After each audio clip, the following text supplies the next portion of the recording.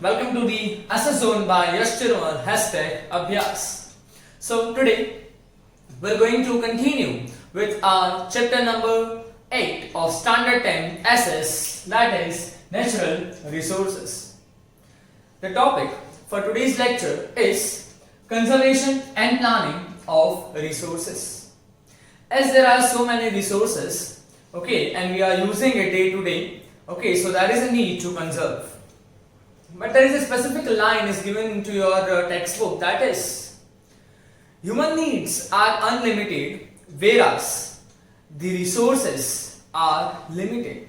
Which means if you satisfied one need of the humankind or the mankind, then at the completion of the very first need, there is a sudden rise of the second need.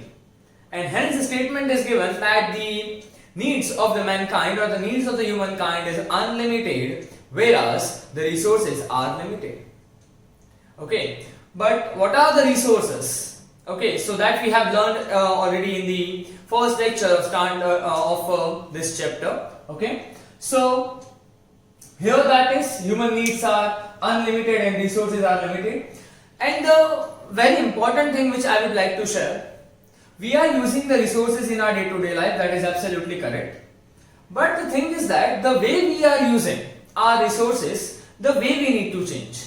Because on the same rate, if we continue the using natural resources in future also, then there is a sudden drastic decrement in the stock of such resources. And a future will come that our children won't have such benefits of those resources what we are having just now. And hence there is a need to conserve our resources, right?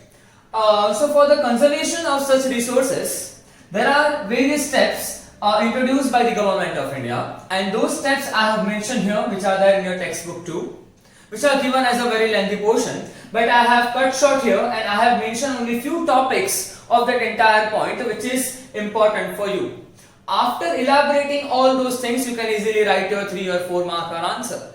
Right, so look at here, total 7 points are there, and from those 7 points we'll start with the first one, that is collection of the data. So how the collection of data is helpful to us? Okay, so simple terminology, if you have the data of any particular resources, then you will get the idea that how much resources has been used and how much resources is left to be used, right? So from this data or from these all the information, one can plan that how to use these resources for the future. Okay, so the data collection is very important to conserve it. Second is about non-renewable specifically. Why non-renewable? Because as you know that non-renewable resources are limited. So whatever is very limited, you have to use it very judiciously, very kindly, right? Okay, so here the thing is that use whenever it is necessary. No one is going to tell you that please don't use this, no, but use it whenever it is necessary so that it can be used by someone else also for a long period of time. Okay, next, do the development. Yes, development is the birthright of each and every human being, I guess. Okay, so do the development, but make sure your surrounding should be very neat and very clear. Okay, in such cases, whenever you do the development, make sure that in the process of development you should not harm the natural resources to the great extent.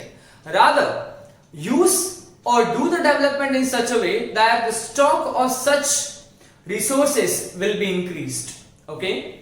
Then number 3, number 4, about renewable resources.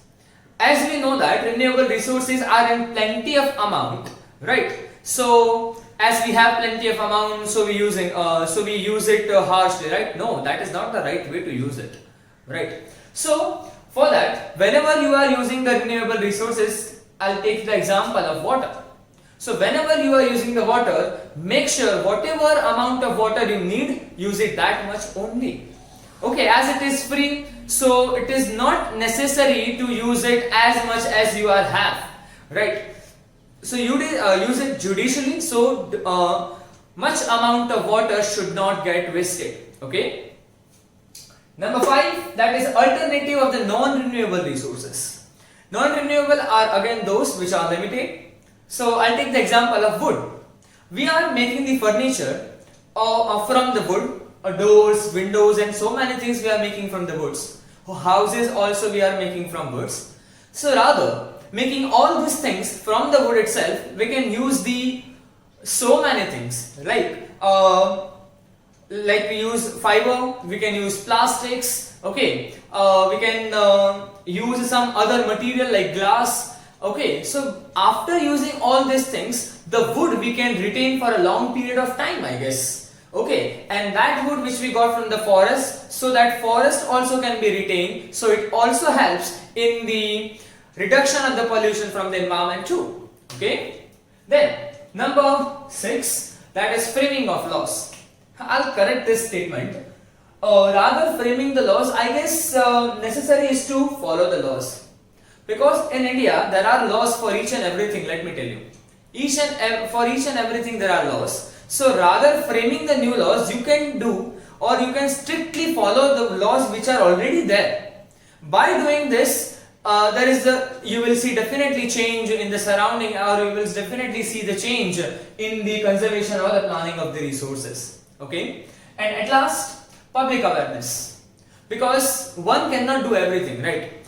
For one person, he or she can take the initiative, and after taking that initiative, one can spread his or her message to the large number of people, so that his or her mentality will be reached to the so many amount of people.